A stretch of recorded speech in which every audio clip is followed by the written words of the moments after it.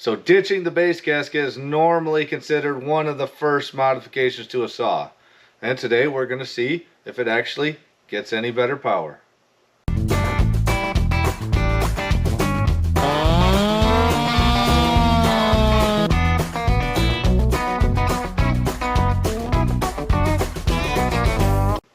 Welcome back, everyone. We got our G366 from bluesaws.com. Check them out if you're in the market for a clone saw. But today we're gonna take the base gasket out, get it cleaned up, and see exactly how much, if any, power we gain just by dropping the gasket on our saw. But there is a few things you have to be careful of when you're dropping the base gasket on any saw. I said this one will be 366 specific, but on any saw you want to make sure that your cylinder is not going to hit anything. On any other saw, you want to make sure that your squish clearance isn't too tight. So we're just going to do a super quick teardown on this. You guys have seen it a million times. I might even fast forward. Alrighty.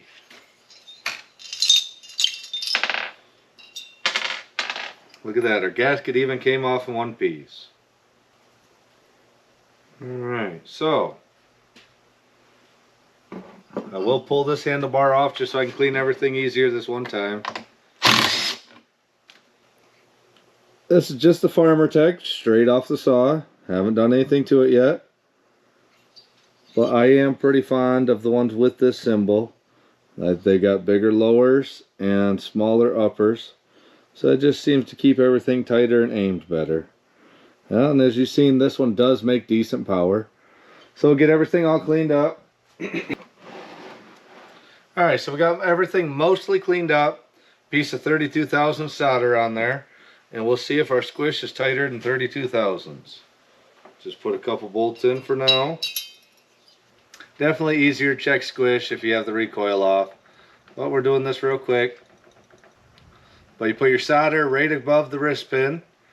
That way it squishes it evenly on both sides. Wiggle your flywheel back and forth till you get nice and crushed. I've got one tight spot on here on both sides. And that's going to be right there at that banding machine. This one's only got about 18 thousandths squish with this cylinder set up. But we're going to run it because it's just got one small little band. Everywhere above that's over 18. But I'm at about 18 in the tight spot on both sides. But it does open up. So that's up to you guys. I really like 20.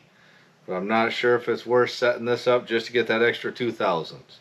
And it's definitely not worth it for this test because that tighter squish is going to give us a little bit more compression, a little bit more squish velocity. So we'll see what happens. I'm going to leave it. But if you are doing this at home, check your squish because every casting, every case, every setup is going to be a little bit different. And that could be part of the reason why this one puts up decent numbers as it is. Everything's just a little bit tighter, the right direction from the factory. Alright, so we got a bit of our high Lamar on both sides. We know the squish is a little bit tight on the outside edge, but we're going to run it. So we'll get this put back down. Alright, so we got it all back together, minus our base gasket. The same modified muffler that we've been using. Large carb, modified filter elbow. And this is back at the stock timing. So this right here is the same exact run as our best muffler mod run. So we'll fire this up, put down the dyno and see, compare this gasketless run to our one with the gasket.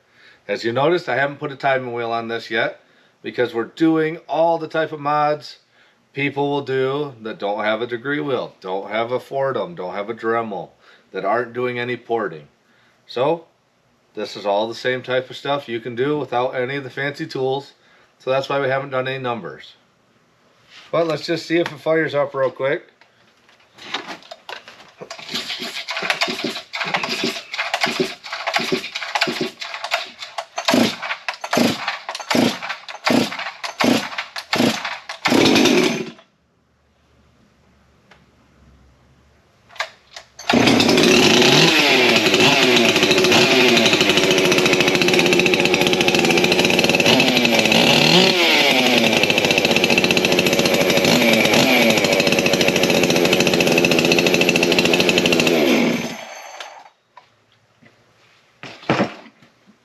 definitely fired up. So we'll get it put on the dyno, see what kind of power it makes. No base gasket. Let's see what kind of power it puts out.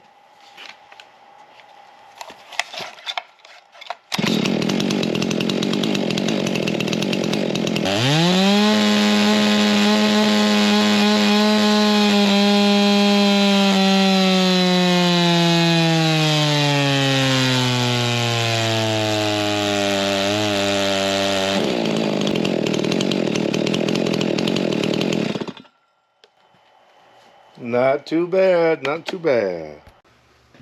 Alright, not too bad. So far, Little Boy Blue here keeps baby stepping its way to more power. Every little modification that we do here, same ones you guys can do yourself. And we keep bumping up that power, and we finally broke the 6 horse mark as a regular work saw. Regular muffler mod, regular everything. It seemed to like dropping that base gasket, tightening that squish up. Did a couple of different things. We tightened the squish, raised the compression, we added a little bit of intake duration, but we lowered the exhaust and we lowered the transfers at the same time. Some saws that does not help. This one didn't seem to mind. We're not talking an awful lot, probably only a couple of degrees on both of those, but a little bit of extra intake lets our larger carb and our air filter elbow mod work, and muffler mod letting everything out. So we took away a little bit of duration on the exhaust and a little bit on the transfers, but didn't seem to hurt anything. That helps hold that charge in just a little bit before it goes out the exhaust. Just a little bit longer power stroke. So that could explain what we got on the graph. So I feel pretty good about saying that a base gasket delete, definitely worthwhile on our 366, but you just got to double check your squish.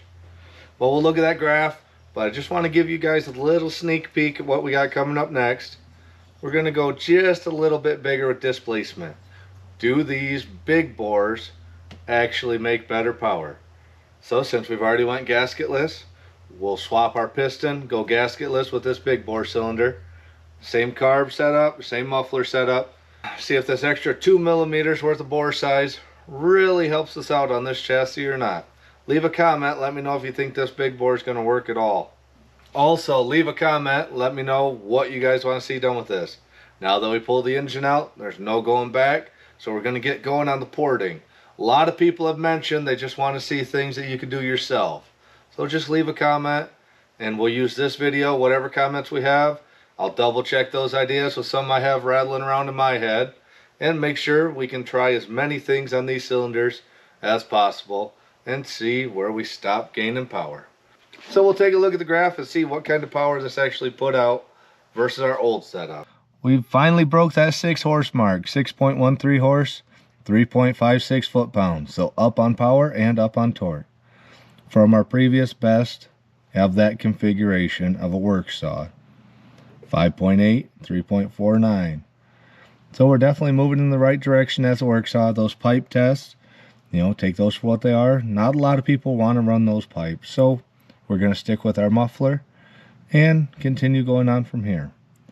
But that's about a 5.6% more power over the whole range. Nice flat power band. Now I will say this thing's really wanting to start to rev.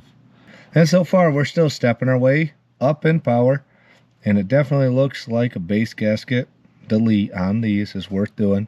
Just double check your squish. I definitely wouldn't go any tighter than the 18 we have now. So if you're in that 20 thousandths plus, definitely golden there. So just keep that in mind and check out one of these other videos here or here. And thanks a lot, everyone.